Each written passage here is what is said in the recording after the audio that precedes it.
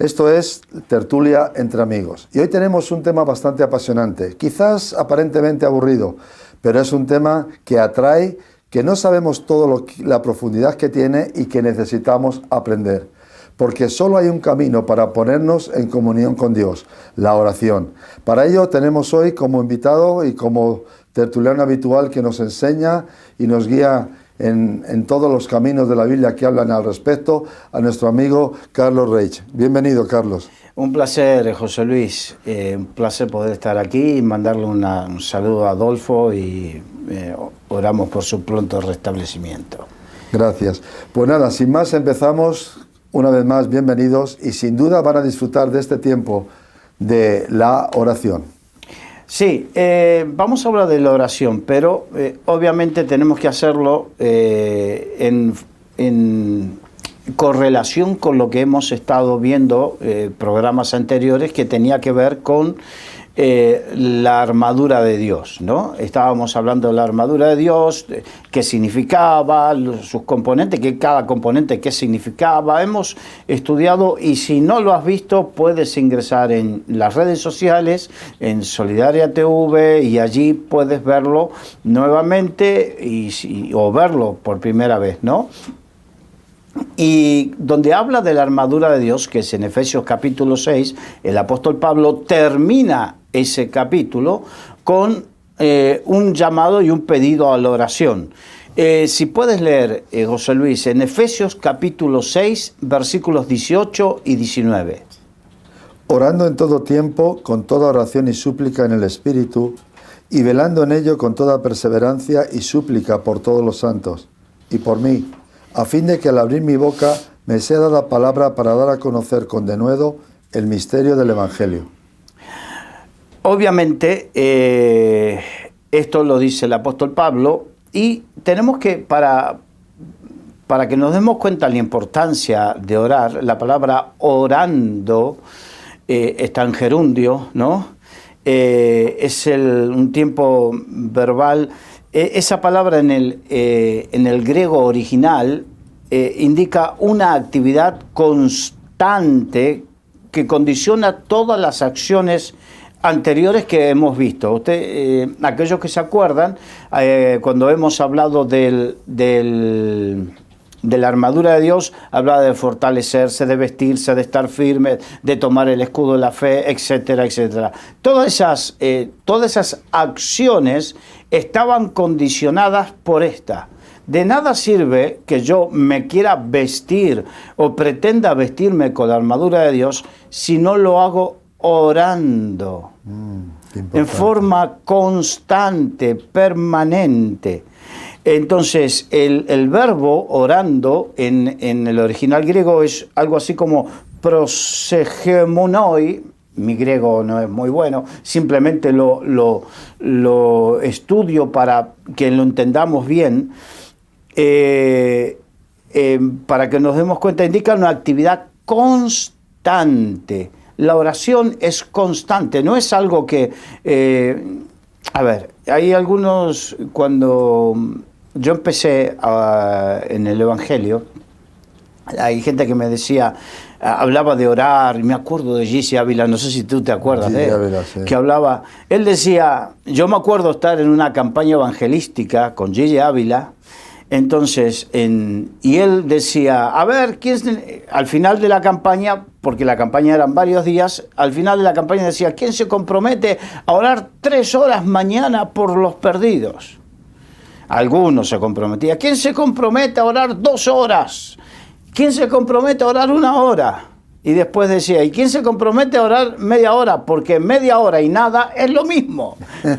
Entonces, claro, yo era nuevo y pensaba, media hora, si yo oro 3 minutos y ya me quedo sin argumentos para orar. Y eso yo sé que le pasará a muchos. Sin duda. Que ese es el gran problema que creo yo que le pasará a muchos.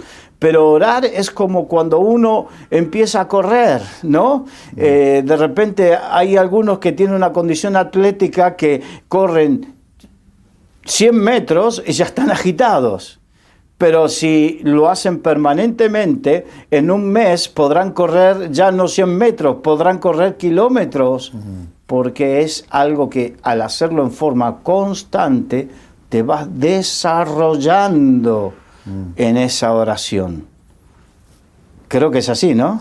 Sí, porque la práctica hay dos cosas. Trae perfección, trae resistencia, también influye en el carácter, porque las personas que practican cogen disciplinas y eso hace que la persona se perfeccione y sea bastante mejor. Exacto. Y ahora volviendo a la oración, que recordemos que tiene que ver, esta oración está enlazada con el vestirse de la armadura de Dios, y porque de esta manera así tan gráfica el apóstol Pablo señaló la importancia, nos enseñó la importancia de la oración en cada una de las fases de la lucha espiritual que tenemos y por la cual nosotros nos tenemos que poner la armadura de Dios. Una persona escribió, y voy a hacer un paréntesis, diciendo ya no hay lucha espiritual. Yo disiento, la lucha espiritual la tenemos, porque esta persona dijo, ya la lucha espiritual la ganó Jesucristo en la cruz del Calvario. Sí, eso es verdad, pero el apóstol Pablo escribió esto posterior al Calvario y a la resurrección de Jesucristo. Por lo tanto, esa lucha espiritual la tenemos en forma constante y permanente en distintas áreas, en distintos ámbitos, todos los hijos de Dios. Y además Pablo escribió en un término de ordenanza, vestíos, o sea, no de consejo o de orientación, sino de mandamiento, vestíos. El modo verbal es el modo imperativo. O sea que, claro, no vamos a hablar de gramática, ¿no?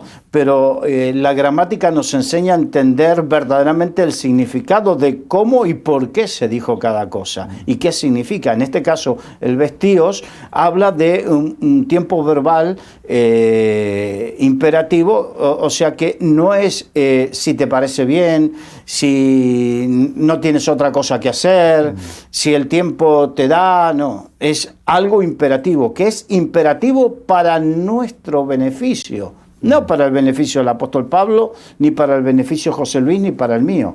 Es el beneficio para cada uno que lo hace. Entonces,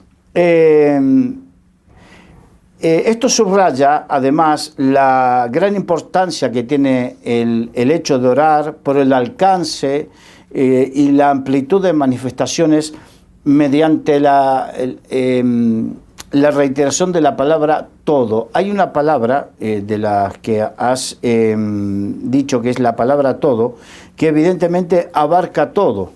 Entre ellos las ocasiones, porque dice que debemos orar en todo tiempo.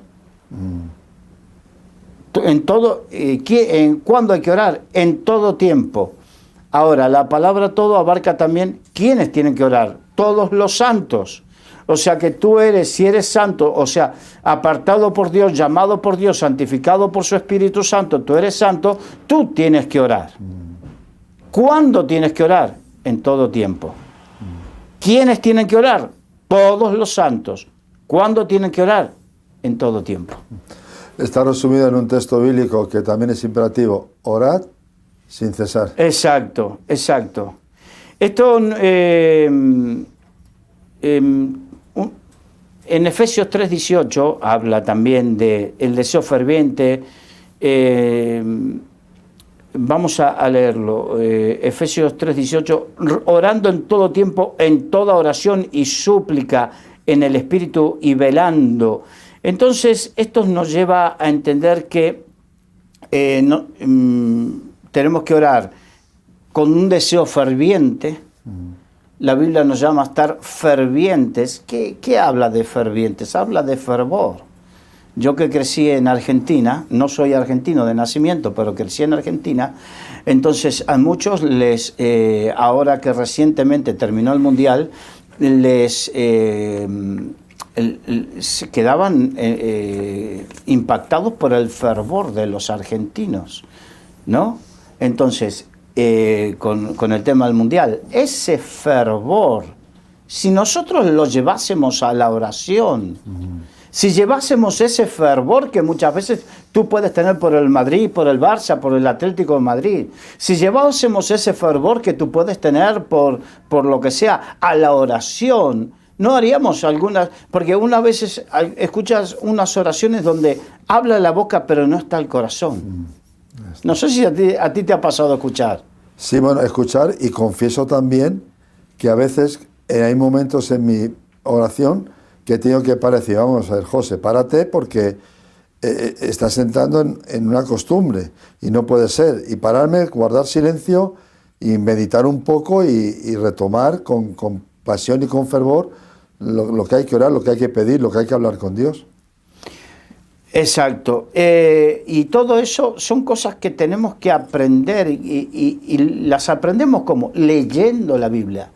Yo lo que descubro, y lo descubro por mí, qué poco leemos la Biblia. Qué poco leemos. Si nos dedicásemos a leer, pero leer entendiendo, procurando entender. No leer para cumplir, porque hay algunos que leen para cumplir. Dice, bueno, ya cumplí con el tiempo de lectura. Sí, pero ¿qué te quedó? ¿Qué pozo te dejó precisamente lo que leíste? Entonces, esto me hace acordar, ¿te acuerdas cuando creo que era Felipe, que estaba en una gran campaña evangelística y el Espíritu lo llevó al desierto y él se encontró con el eunuco que estaba en su carro leyendo Isaías y le dice, ¿entiendes lo que dice, lo que lees? Y la pregunta es, ¿entiendes lo que lees? Porque cuando te dice orando con fervor, yo puedo entender que todos tenemos diferentes temperamentos, que todos tenemos diferentes formas de ser. Hay gente que son más efusivos, menos efusivos, pero aún con el nivel de efusividad que tú tengas, empléalo en tu oración. Es que una persona tranquila tiene que poner el mismo corazón al orar que una persona más extrovertida, más que manifieste más sus emociones. El corazón hay que ponerle exactamente igual. Luego está nuestro carácter, nuestra personalidad, que eso se exprese de una forma más tranquila o menos tranquila, pero tiene que estar el corazón. Claro, yo entiendo que sobre todo del ámbito pentecostal y sobre todo en algunas zonas de Latinoamérica hay una hiperefusividad que es más bien carnalidad que otra cosa. Entiendo, comprendo y no estoy hablando de eso, no lo voy a justificar. Pero no por el error de unos vamos a perder, y sobre todo, permítame, y lo digo con todo el respeto y el corazón, me encontré con muchos creyentes en España que dicen, no, es que ustedes los latinos son muy, perdona, discúlpame, latinos son españoles, italianos, portugueses, todos vienen de un trasfondo latino. Y todos somos efusivos. Y si no, mira el carácter, el temperamento de los españoles cuando son las fiestas patronales.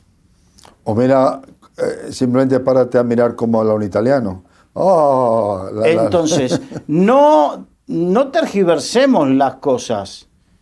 La efusividad, esa efusividad, emotividad o como quiera decirlo, está dentro de las condiciones del alma que fueron puestas por Dios. Es verdad que uno se cría en determinados sitios donde es más, unos, por ejemplo, en el norte de España, por las características no son tan efusivos, pero en el sur sí.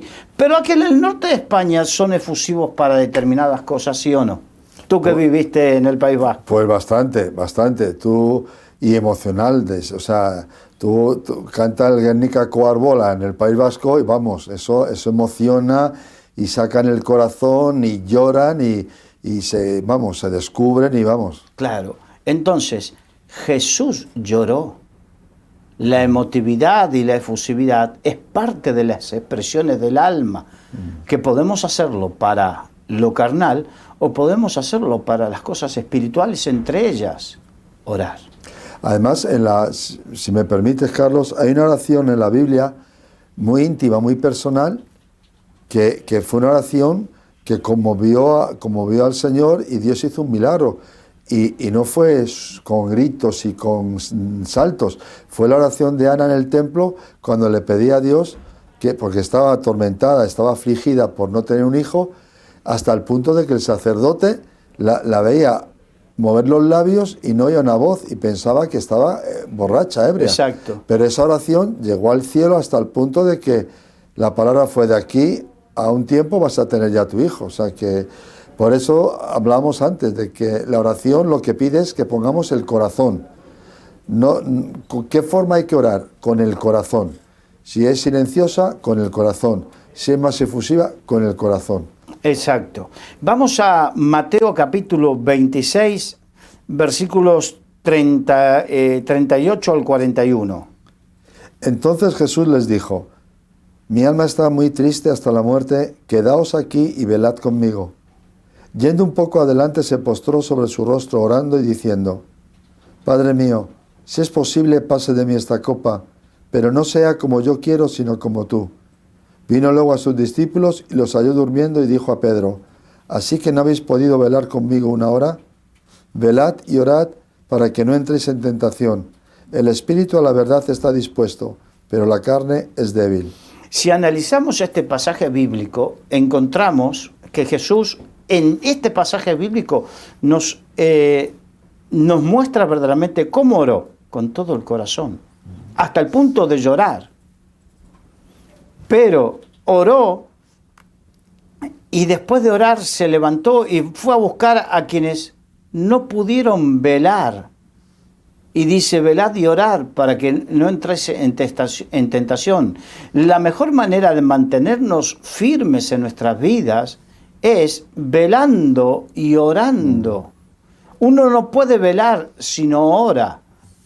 ¿Cómo puedes velar y decir me mantengo firme en mi vida cristiana si no oras? Es imposible. Claro. Es imposible.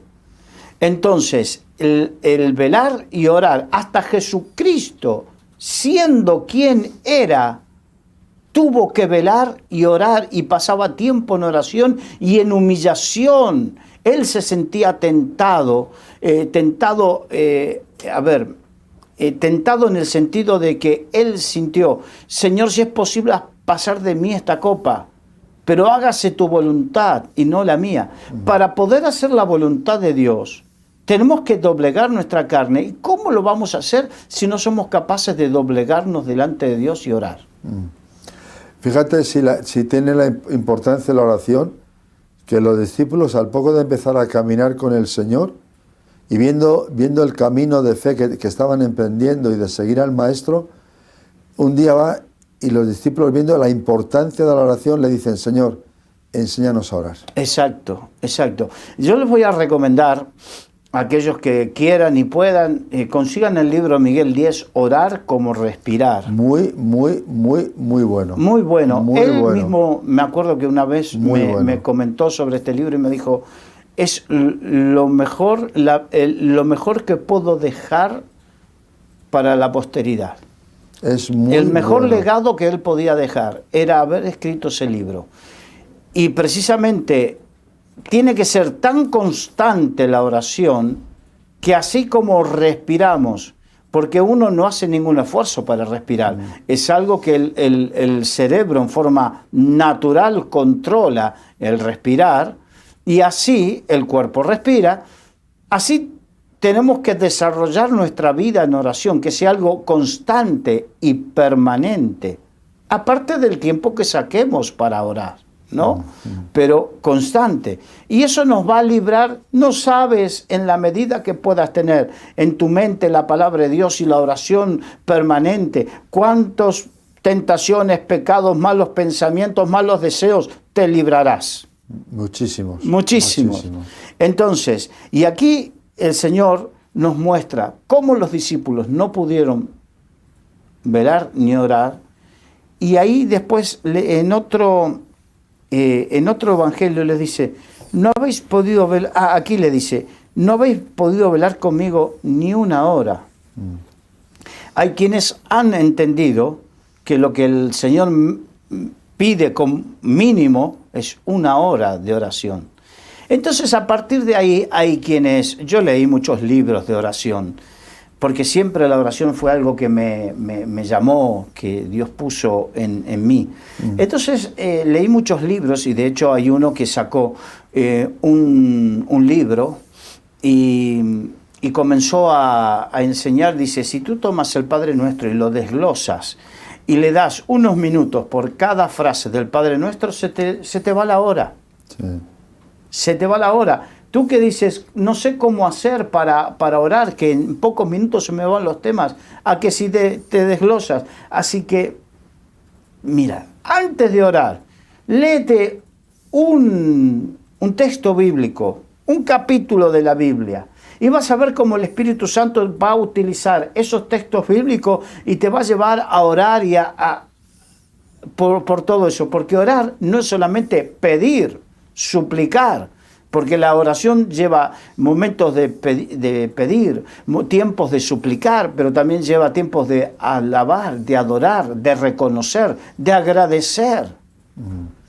Es que la oración la tenemos que sacar del encasillamiento religioso o súper espiritual. La oración no está sujeta a estar en un templo. No. La oración no está sujeta a que yo tenga un grave problema para empezar a orar. La oración no tiene que estar sujeta a que yo quiero una cosa y voy a empezar a orar que Dios me la dé. No. La oración está sujeta a la vida cristiana. Y tiene que nacer de una relación personal con ganas de estar en la presencia de Dios, de que nuestra vida se fortalezca y también de poner delante de Dios conquistas espirituales para crecer. Exacto. Y es más, vamos a hablar sin ser profeta, pues yo no soy profeta, pero también tengo el Espíritu de Dios, como decía Pablo, ¿no? Entonces, estamos en tiempos difíciles, complicados, y se van a venir unos tiempos más difíciles y más complicados, donde en la medida que no desarrolles este hábito de oración para fortalecerte en el Señor, estar en comunión con Él, ver las cosas como Él las ve, llenarte de su fe, no vas a poder soportar. No podemos. Orar es hablar con Dios. Si ese tiempo de hablar con Dios no lo hacemos, ¿con quién hablamos? El problema por el que entró el pecado fue porque Eva y Adán, en vez de estar hablando con Dios y tener comunión con Dios, gastaron tiempo en hablar con el diablo. Con la serpiente. Hay cristianos que gastan tiempo en ver programas que no hay que ver. Tiempo en estar conectados a un montón de redes sociales. Tiempo en... No. Tenemos que considerar primero el mandamiento de Dios. Amarás a tu Dios sobre todas las cosas. Y amarles, vivir en comunión con Él a través de la oración. Sí, hay gente y estamos hablando de cristianos, ¿no? Como bien decías. Hay muchos cristianos que lamentablemente dicen, no tengo tiempo, tengo que orar, Es perfecto, pero cuéntame, no me cuentes a mí, sé sincero tú y el Señor. ¿Cuánto tiempo le dedicas a ver un partido de fútbol? ¿Qué? ¿Pero no tengo derecho a ver un partido de fútbol o a ver una película? Yo no digo que no tengas derecho, ni siquiera digo que estés pecando. Estás malgastando el tiempo. Simplemente te digo, le estás dedicando tu poco tiempo a lo que menos te recompensa. Y estás dejando lo prioritario que más te recompensa. No estás aprendiendo que en el día malo, el partido de fútbol, ni el Barça, ni el Real Madrid, ni la selección de Argentina o quien sea, no te va a sostener en el día malo, pero Dios sí. Y si tú le dedicas tiempo a Dios en esa oración, en el día malo, Él te sostendrá. Así es. Jesús le dijo cuando visitó la casa de Lázaro, Marta, Marta, afanada estás. Sí. ¿Por qué? Porque yo he venido aquí hoy y mañana me iré para seguir mi camino. Pero hoy que estoy aquí, no lo aprovechas. Aprovechemos hoy el día para darle al Señor ese tiempo. Mira, yo voy a contar algo personal, ya lo he contado, y las cosas personales son lo que a mí me funciona y lo que a mí me sirve. Simplemente lo hago a modo de inspiración para otro y que se dé cuenta lo que he entendido yo. Yo he entendido que mi tiempo de oración no empieza cuando me levanto temprano a la mañana. para que yo pueda levantarme temprano a la mañana y estar lúcido y no con sueño, lo que hago es me acuesto temprano. Pero a mí también me gusta ver un buen partido o deportes, me encanta. A mí me gusta ver una buena película, sobre todo las películas de acción. Me gusta ver una buena película. Pero cuando estoy con el mando, ahí es donde tomo la decisión y digo, no, yo necesito estar con el Señor mañana temprano. Y cuando apago, ahí comienza mi tiempo. Porque he tomado una decisión, porque la vida de las personas, de los hijos de Dios, se forja en decisiones que toma. Sí. En decisiones que toma. Entonces tú hablaste de una disciplina y yo tuve que comenzar a hacer una disciplina en mi vida, porque verdaderamente a mí también me pasa lo mismo que a todos. Tenemos 24 horas, trabajamos, hacemos cosas, nos dedicamos a distintas cosas y también tenemos derecho a ver una película, a distraernos un poco.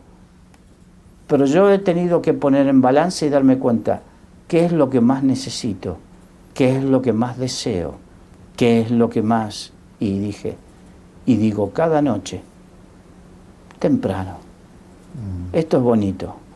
Alguna vez sí me quedo, alguna vez sí, pero no. En general la decisión es dormir temprano porque me levanto temprano, porque no hay nada que disfrute más que estar con Él. Qué bien. Entonces, no quiere decir que todo el mundo tenga que hacerlo así, simplemente es inspirarte en encontrar la fórmula que Dios tenga para ti, pero que tienes que hacerlo, Sí. porque los días son malos y serán peores. Y si alguien te dice lo contrario, con todo el respeto, pero no es bíblico lo que te está diciendo. Te está mintiendo. Te está mintiendo. Porque la Biblia lo dice, los tiempos que vienen. Exacto. Vamos a continuar. Primera de Pedro, capítulo 5, versículos 6 al 9. Humillaos pues bajo la poderosa mano de Dios, para que Él os exalte cuando fuere tiempo, echando toda vuestra ansiedad sobre Él, porque Él tiene cuidado de vosotros. Sed sobrios y velad, porque vuestro adversario el diablo, como león rugiente, anda alrededor buscando a quien devorar, al cual resistid firmes en la fe, sabiendo que los mismos padecimientos se van cumpliendo en vuestros hermanos en todo el mundo. Aquí vemos la lucha espiritual que hay. Di un ejemplo, por favor, no me lo quiero tomar con ese hermano que ha escrito, simplemente utilizar su ejemplo. Aquí vemos la lucha espiritual. Tenemos al diablo como león rugiente buscando devorarnos, dando vueltas y esperando nuestra debilidad, nuestro momento de debilidad, nuestro momento de terror, de duda, de lo que sea, para venir sobre nuestra vida. Por eso debemos ser sobrios y velar. ¿Qué habla de ser sobrios y velar? Si no es orar. Sí. Además, el argumento, con respeto, yo no sé a quién te referías antes, no conozco el nombre, no he leído nada, pero con respecto a que Jesús, que no, ya la lucha espiritual se acabó con la muerte de Cristo. En primer lugar, lo que Cristo perfeccionó en la cruz fue la salvación.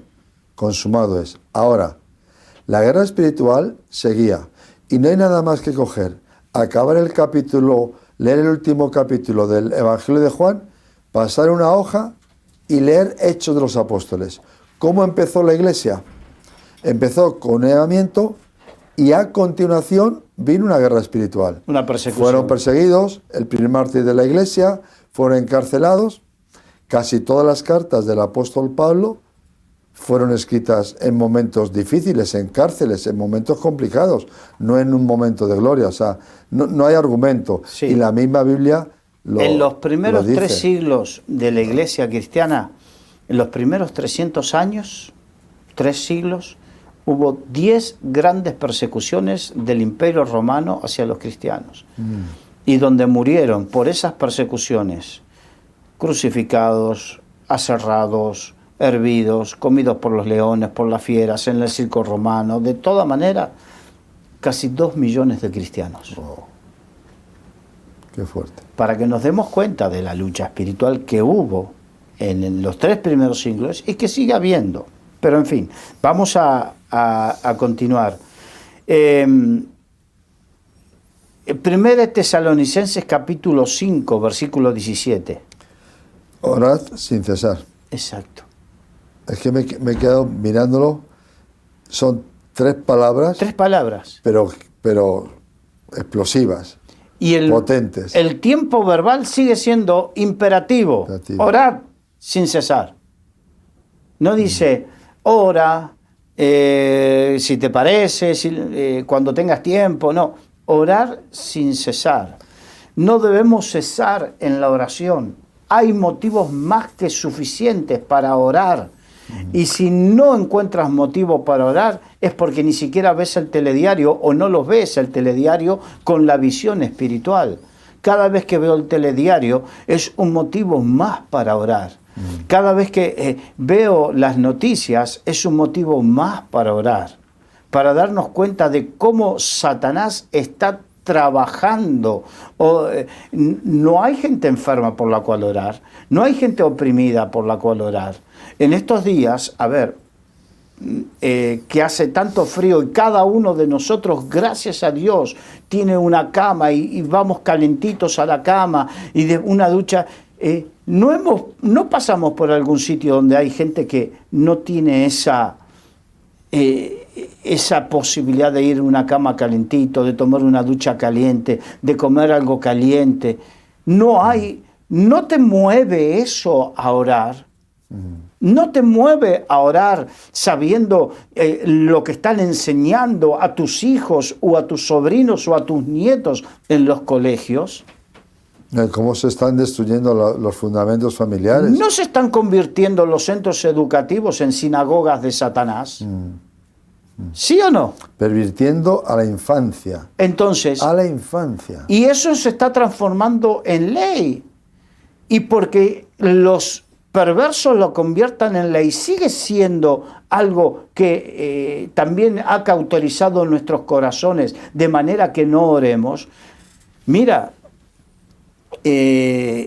a mí me llegan permanentemente de distintas asociaciones para firmar por la ley tal, para firmar, y yo lo hago, pero hace poco me indignó y dije, pero tanto firmar, no está mal. Pero ¿cuándo nos vamos a poner a orar e interceder sabiendo que lo que va a cambiar el corazón de las personas no es tanto la firma, sino como el orar e interceder? Sabiendo que los hijos de Dios, la manera en que tenemos que las cosas se cambien en este mundo es por medio de la oración y de la intercesión. Y si no, vayamos al libro de Esther. Cuando hubo un decreto, porque Amán le comió la cabeza, como se dice, al rey, le comió la cabeza para matar a todos los judíos. ¿Cómo fue que salió toda luz y todo cambió? Fue porque Mardoqueo habló con su sobrina, la reina Esther, y la reina Esther, bueno, vayamos a hacer 3 días de ayuno, convoquemos 3 días de ayuno. ¿Ayuno y qué? Y oración. Y oración. Ayuno y oración. Y convocaron 3 días de ayuno y oración, y Dios sacó toda la luz. Y Amán terminó ahorcado en la misma horca con la cual quería ahorcar a Mardoqueo. Entonces, todo lo que nosotros veamos y que verdaderamente nos está indignando, no hay mejor cosa que podamos hacer que orar e interceder día a día, velar y orar, y orar en forma constante, un día, otro día, y otro día, y otro día, clamando al Dios del cielo para que mueva su mano poderosa. Jesús lo resumió de una forma maravillosa, como son todas sus palabras, en la parábola de una viuda y un juez injusto. La viuda no consiguió justicia porque el juez era justo y era bueno. Consiguió justicia porque a base de la insistencia consiguió doblegar aquel corazón duro. Y la oración tiene poder para cambiar todas las situaciones, porque la Biblia dice, de hecho, la oración del justo puede mucho. Exacto.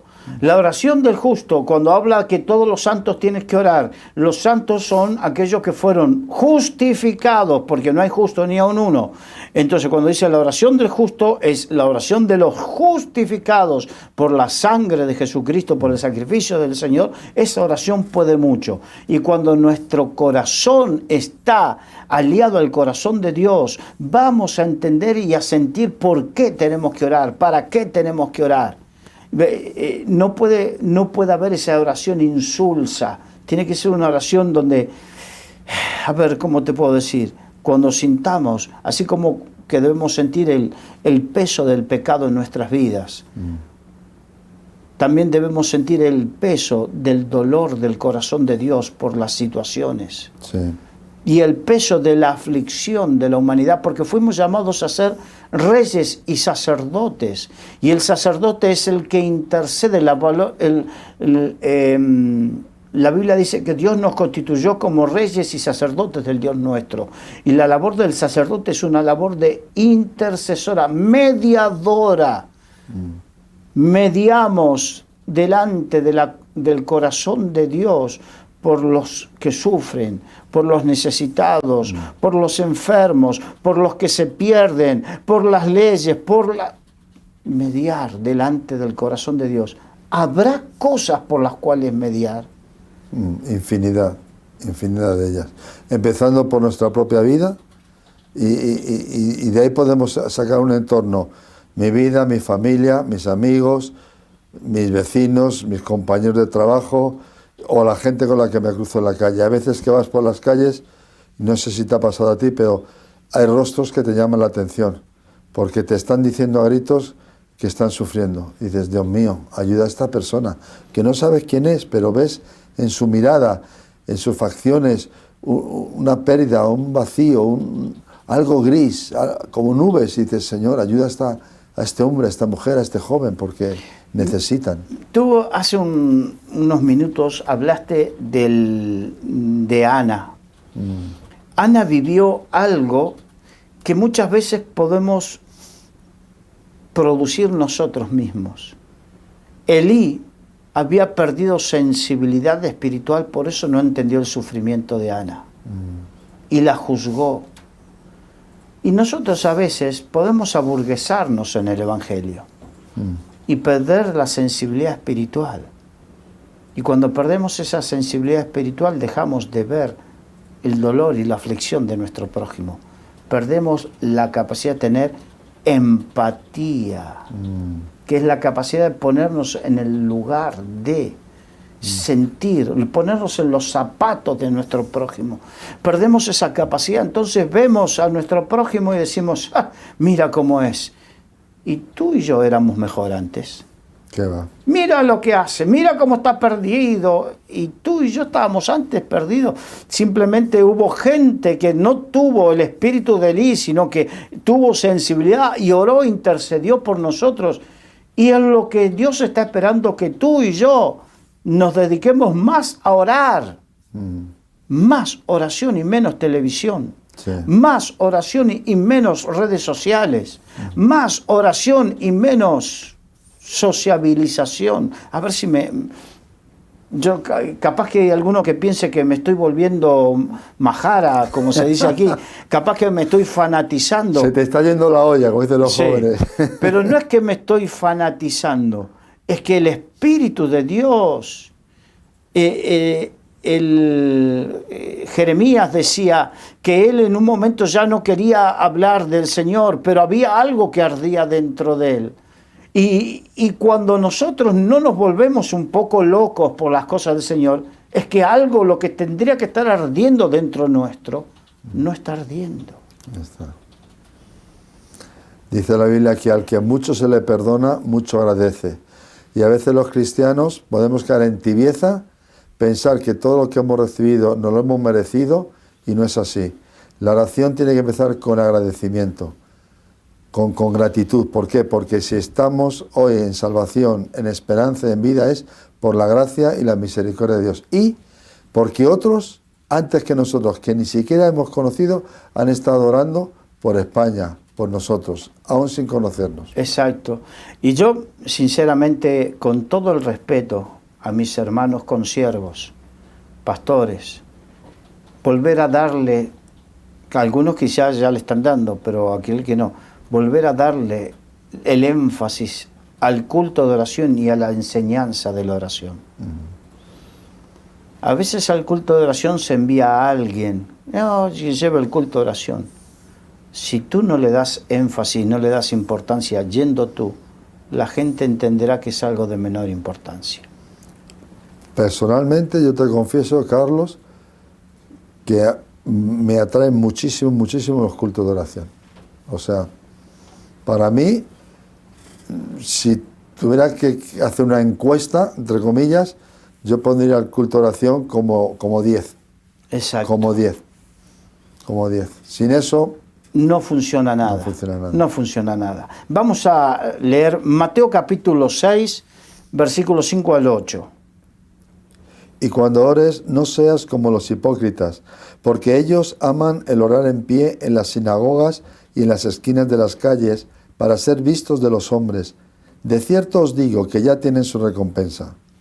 Mas tú, cuando ores, entra en tu aposento y cerrada la puerta, ora a tu Padre que está en secreto. Y tu Padre que ve en lo secreto te recompensará en público.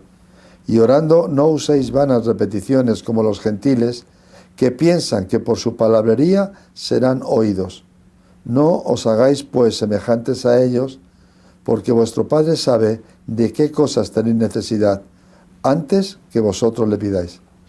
Habla de dos cosas que no debemos hacer con la oración. Una, como se dice comúnmente, fardar delante de los demás.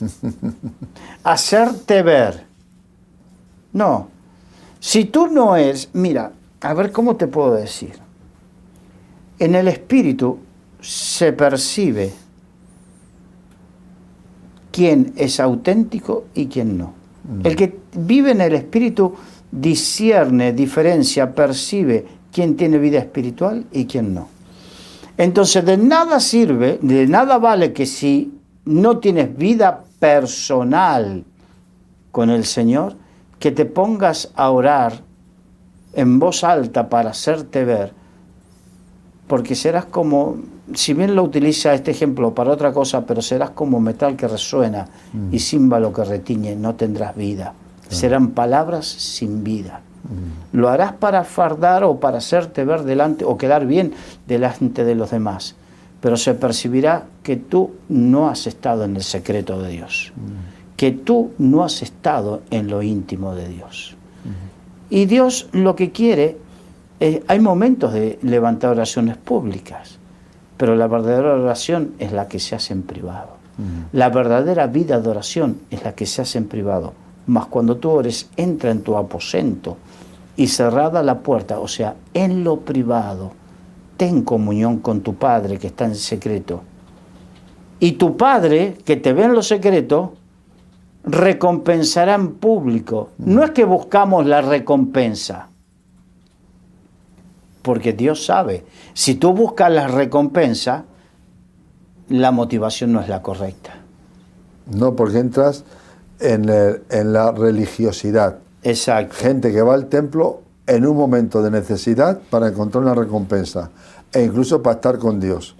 No. O rezar no sé cuántas cosas o repetirlas para que Dios me dé esto. No Entonces, es así. tú desarrollas en lo íntimo una relación de comunión con Dios y Dios la recompensará en público. Cuando hables en público, de Jesús decían, no es como los fariseos, los hipócritas. Habla como quien tiene autoridad. La gente se da cuenta quién habla porque tiene autoridad, porque tiene vida del Espíritu dentro suyo. La gente lo percibe. Sí, ya lo creo. Lo percibe. Aún los incrédulos lo perciben. Verdaderamente hay algo en él. ¿Y qué es lo que hay? Es como... ayer estaba predicando y lo decía, cuando tú vas y te pones al sol, te expones al sol, y quizás lo visible es que te pongas coloradito o te tiznes, te agarres colorcito, pero lo invisible es la vitamina D, que sirve para captar el calcio y fortalecer los huesos, es que te vitaminizas y tu sistema inmunológico se fortalece. Hay un montón de cosas que no se ven, pero que si te hacen una analítica sale. Cuando nosotros vamos a la presencia de Dios y de su palabra, nos exponemos a que Él nos irradie de su bendición, de su presencia, nos irradie de Él. Y quizás no se vea físicamente. Moisés, cuando estuvo en la presencia de Dios, cuando bajó, se tuvo que tapar porque brillaba de tal manera que hería a los demás. Quizás no nos suceda eso, pero sí cuando hablemos, cuando manifestemos la gloria de Dios, se verá, será real. Hay una anécdota que se cuenta de un gran evangelista que le ocurrió en Alemania. Él evangelizó mucho, más bien en la parte africana, en la parte sur, y visitando una vez a Alemania, y fue a comprar unas cosas, y una dependiente se le quedó mirando. Esto es una realidad, le estoy contando una historia real, y le dijo: Señor, parece que usted cuando mira es como si transmitiera algo de Dios. Y él dijo: es que estoy mucho tiempo con él, dice, y a veces se asoma al balcón de mis ojos. Creo que ese era Reinhard Bonnke. Exactamente, exactamente. Un hombre de Dios que partió hace un par de años con el Señor. Ese un tremendo evangelista. Sí. Ahora, la otra manera de orar es no usar vanas repeticiones. Algo vano es algo sin sentido, o sea, repetir cosas sin sentido, oraciones sin sentido. Si verdaderamente hay un peso por el dolor, por lo que sea, nuestras oraciones no van a ser sin sentido, sino que van a tener todo el sentido del mundo. Porque van dirigidas de determinada manera a Dios. Bien, vamos a adelantar. Así como en una oportunidad el Señor, en varias, ¿no? Pero el Señor perseveró orando durante toda la noche. Nosotros también debemos ejercitarnos en orar perseverantemente. Perseverar. Si hay algo que caracteriza a la gente es la falta de perseverancia, en todos. De hecho, la Biblia dice que el hombre de doble ánimo es inconstante en todos sus caminos. La inconstancia es lo contrario a la perseverancia. Y la gente perseverante es la que logra objetivos, pero la gente inconstante es inconstante en todos sus caminos. Y en la oración puede suceder lo mismo.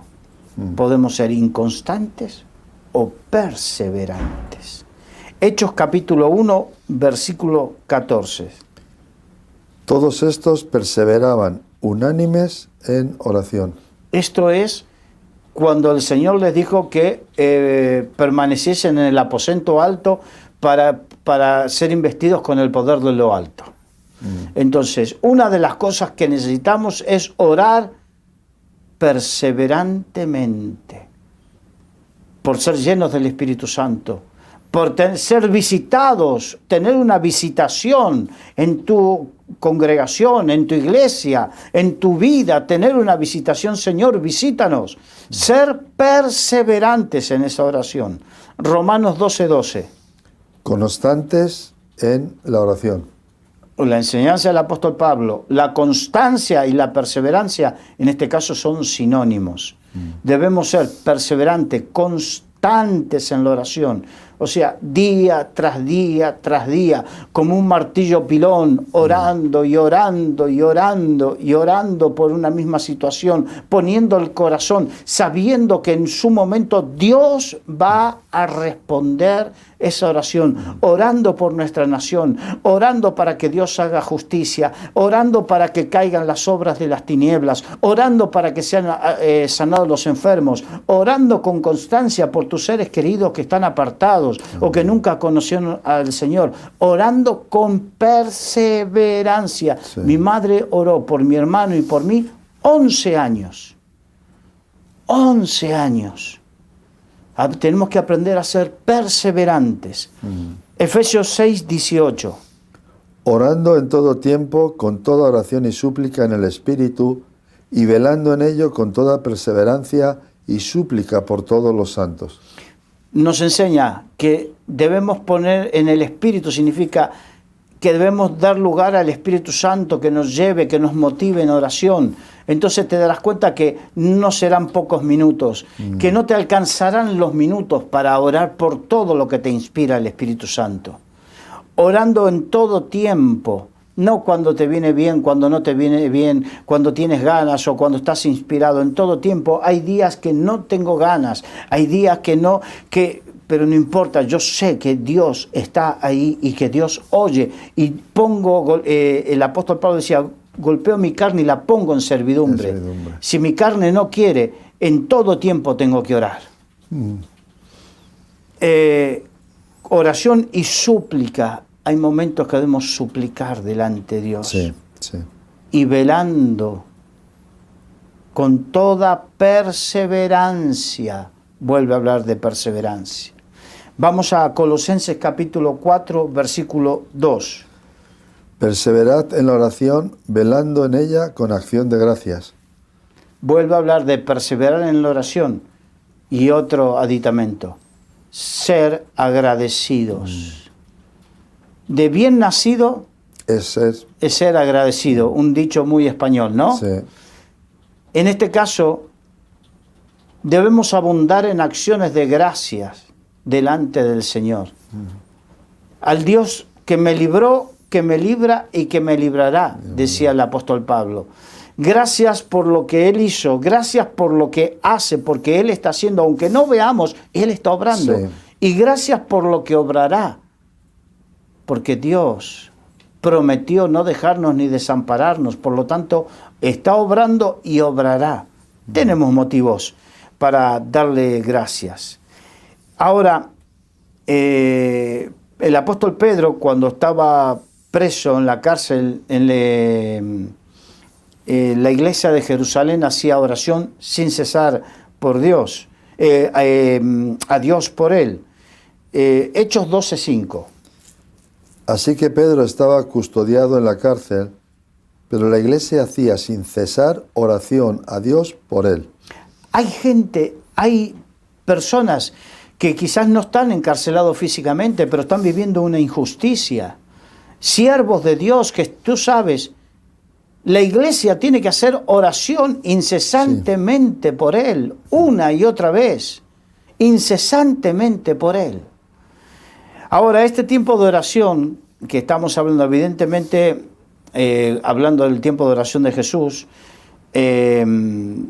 duró hasta muy pasada la medianoche, porque cuando Pedro fue despertado por el ángel, fue a la casa de María, la madre de Juan Marcos, donde muchos estaban reunidos, ¿no?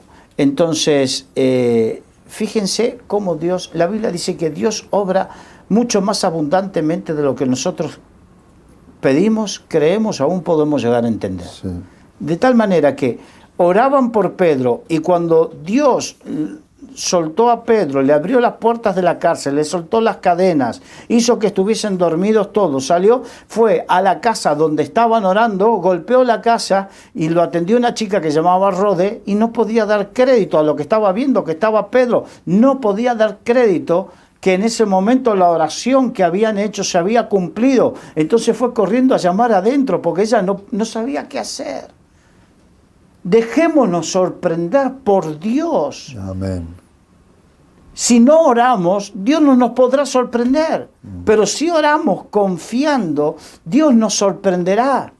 Y hay cosas que de repente nos están indignando y que pueden ser cambiadas por la oración. Hay situaciones que serán cambiadas por la oración, pero debemos orar de esa manera, constante, perseverante, con fe. Porque aquel que se acerca a Dios, que se acerque sabiendo que Él existe y que es galardonador de los que le buscan. Esto está en el libro de Hebreos. Por lo tanto, si no oramos de esa manera, no recibiremos. Claro, porque no oramos con fe, no ponemos el corazón en las cosas. Primera Juan, capítulo 5, versículo 14.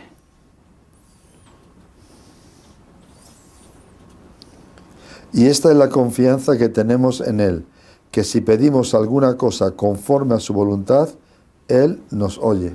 Perfecto. Con esa confianza, primero la confianza en Dios, que Dios oye. Y si le pedimos a Dios, Dios oirá. La única cosa, el único no pero sí que tenemos que estar de acuerdo es que pidamos conforme a su voluntad. Dios no va a escuchar si en tu corazón hay un deseo vengativo o algo por el estilo, porque cuando le dijeron a Jesús, ¿no quieres que oremos y que caiga fuego del cielo sobre estos? Vosotros no sabéis de qué espíritu sois. Y mientras leía este versículo y tú hablabas, me acuerdo de algo que me ha pasado estando en el ministerio. No sé si a ti te habrá pasado, que es muy común. Que se te acerca un chico, una chica y dice, pastor, quiero que ore por un chico, una chica que me gusta. Eso no es correcto. Más bien, si no eres novio, no eres novia y tu corazón empieza a sentir maripositas, no hay que orar que Dios te dé ese chico o esa chica. Hay que orar diciendo, Señor, dime si es o no es el hombre o la mujer que tú tienes preparado para mí. Exacto. Porque entonces, si es la voluntad de Dios y es el hombre o la mujer que Dios tiene para ti, las cosas van a ir bien. Eso es muy cierto. La cuestión es que debemos saber, y lo vamos a encontrar después en Juan 14, 15 y 16, vuelve a hablar de lo mismo. Todo lo que pidiéramos al Padre en su nombre, conforme a su voluntad, Él lo hará. Claro. Lo que debemos es ser libres en nuestro corazón de la tentación de orar por cosas que no están conforme a la voluntad de Dios. Pero después todo lo que oremos conforme a la voluntad de Dios y en el Espíritu de Dios, Él estará deseoso de sorprendernos. Sí. Lo dice la Biblia, dice, pedid y no recibís porque pedís mal. Porque pedís para vuestros caprichos y deleites. Exacto. Dios nos contesta si pedimos conforme a su voluntad, para su gloria, para bendecir y ayudar a los demás y para que el reino de los cielos se haga real en la tierra. No cabe ninguna duda. Bueno, pues gracias, Carlos, Un placer. por esta enseñanza, por este tiempo. Y a ustedes, amigos, a través de la televisión que nos están viendo y de Radio Solidaria que están escuchando, gracias por estar ahí. Les agradecemos su fidelidad, su compañía. Agradecemos que nos escuchen. Saben que Tertulia Entre Amigos está encantado de tenerles ahí. Hablen a otros, díganle que también nos sigan y sin duda van a ser edificados. Deseamos que Dios les bendiga. Reciban un abrazo grande y un feliz día. Bendiciones.